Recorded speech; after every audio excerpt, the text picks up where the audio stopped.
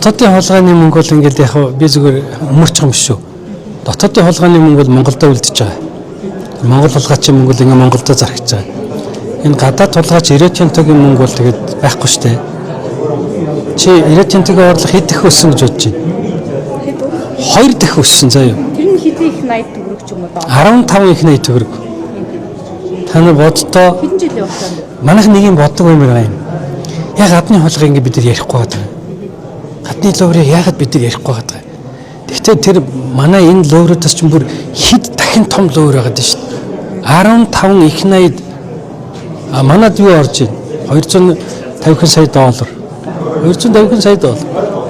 Гэтэл тэгээ хамаг энэ цалин тэтгэр нэмэх энэ бүх юм чинь шийдэх мөн тэр одоо нөгөө баяр цогт баярын гайгаар ингээд өнөөдөр харийнхны цалин тэтгэр нэмдэг мөнгө болцсон байж шин.